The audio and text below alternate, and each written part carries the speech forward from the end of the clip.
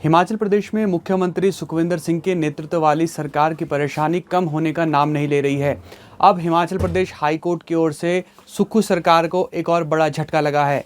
Himachal Pradesh high court ने सभी 6 मुख्य संसदीय सचिवों को पद से हटाने के आदेश दिए हैं और इसे राज्य सरकार के लिए एक बड़े झटके के तौर पर देखा जा रहा है।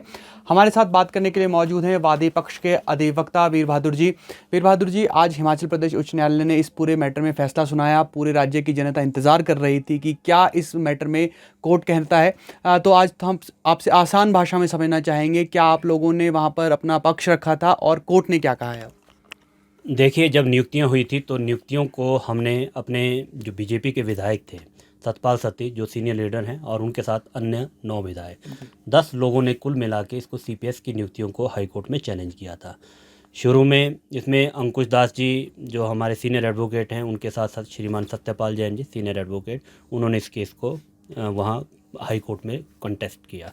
फिर बाद में इसमें मनिंदर जी जो सीनियर एडवोकेट सुप्रीम कोर्ट के हैं, उन्होंने इसको कंटेस्ट किया। हम सब इसमें एक टीम के नाते हम लोगों ने इसमें काम किया है और हमें शुरू से ही भरोसा था, क्योंकि इसमें सुप्रीम कोर्ट की बड़ी क्लियर कट जजमेंट्स हैं। असम का कानून था, चाहे वो मणिपुर का कानून था, हमने उसको आधार मानते हुए और जो कॉन्स्टिट्यूशन में प्रोविज़न्स हैं उनको आधार मानते हुए इस सीपीएस की नियुक्तियों को हाई कोर्ट में चैलेंज किया था।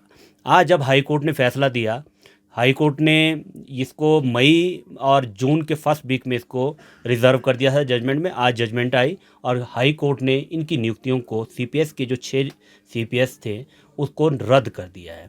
हाई कोर्ट ने अपने फैसले में माना है कि इसकी जो हमारी विधानसभा ने, हिमाचल विधानसभा ने जो 2006 में जो एक्ट लाई थी, पार्लियामेंट्री सेक्रेटरी एक्ट जो है, उसको कोर्ट ने निरस्त कर दिया है। उसमें कोर्ट ने, अगर आप जजमेंट का 47 पैरा पढ़ेंगे तो उसमें ओपनिंग लाइन में जब उन्होंने सारी फाइंडिंग्स दी है, उसमें उन्होंने माना है कि ये क्वैश किया जाता है क्योंकि ये लेजिस्लेटिव कॉम्पिटेंस के बियॉन्ड था।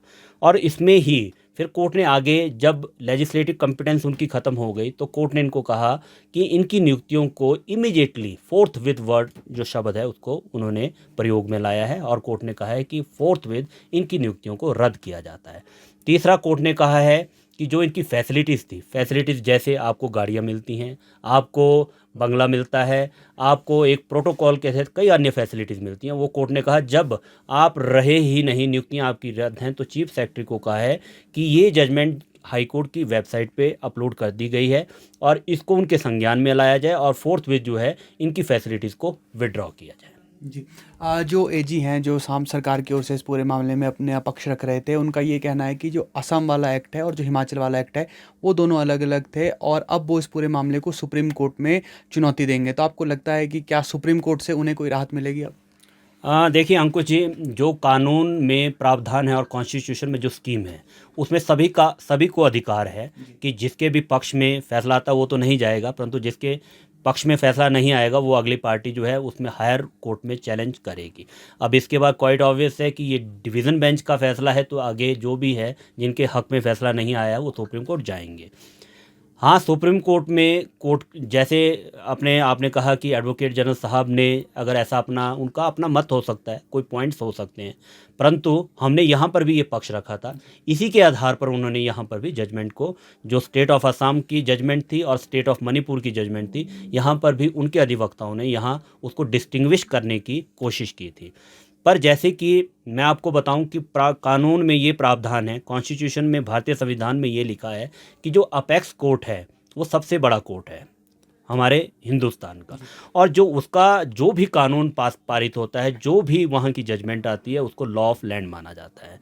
तो आज की डेट में स्टेट ऑफ असम और स्टेट ऑफ मणिपुर की जो जजमेंट्स पार्लियामेंट्री सेक्रेटरीज को लेके हैं वो अभी तक बिल्कुल दुरुस्त हैं और वो स्टिल होल्ड द फील्ड। तो मीनिंग देयर बाय, मेरा अपना व्यक्तिगत मत है, आगे कोर्ट का क्या, सुप्रीम कोर्ट इसमें किस तरह से वो अपना पक्ष रखते हैं, परंतु मुझे लगता है जब तक ये जजमेंट सर्वाइव कर रही हैं तब तक मुझे नहीं, मेरा अपना पर्सनल मानना है कि ये एक्सरसाइज ज़्यादा नहीं चलेगी। हाँ, टाइम गेन करने वाली बात है, वो कर सकते हैं। जी। अब लोगों के मन में सवाल है कि मुख्य संसदीय सचिव के पद से हटाने की तो बात कर दी गई है, लेकिन विधानसभा की सदस्यता को लेकर आम लोगों के मन में संशय है।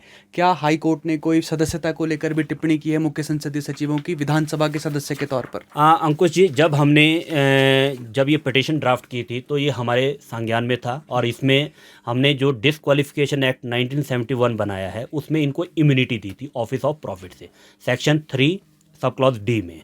उसको भी हमने अपनी जो प्रेयर क्लॉज था एफ, उसमें चैलेंज किया था, और कोर्ट ने जो 50th पैरा है जजमेंट का, उसमें कोर्ट ने बड़े क्लियर शब्दों में उसको क्वैश कर दिया है। कोर्ट ने उसमें बोला है कि इसको हम डिक्लेयर करते हैं illegal and unconstitutional. Section 3D of the Himachal Pradesh legislative assembly members removal of disqualification act का जो धारा 3 सब क्लॉज डी है उसको निरस्त कर दिया है, और कोर्ट ने उसमें ये कहा है कि जो नेचुरल कॉन्सिक्वेंसेज हैं और लीगल इम्प्लीकेशंस हैं वो फॉलो करेंगी आगे। जी सर, आपने समय दिया, आपका शुक्रिया। धन्यवाद। तो आपने सुना कि हिमाचल प्रदेश उच्च न्यायालय में क्या क्या हुआ है आज, क्योंकि बहुत लंबे वक्त से इस पूरे मामले में सुनवाई चल रही थी और उसके बाद हाईकोर्ट ने इस फैसले को रिजर्व रख लिया था और आज इस पूरे मैटर पर फैसला सुनाया गया है। और अब दूसरे पक्ष का ये कहना है कि वो सुप्रीम कोर्ट जाएंगे, ये उनका अधिकार भी है, लेकिन फिलहाल ये राज्य सरकार के लिए एक बहुत बड़े झटके के तौर पर देखा जा रहा है, क्योंकि सभी 6 मुख्य संसदीय सचिवों को तत्काल प्रभाव से पद से हटाने के आदेश हिमाचल प्रदेश उच्च न्यायालय की ओर से जारी किए गए हैं। For exclusive and insightful videos, subscribe to our new channel ABP Live Premium.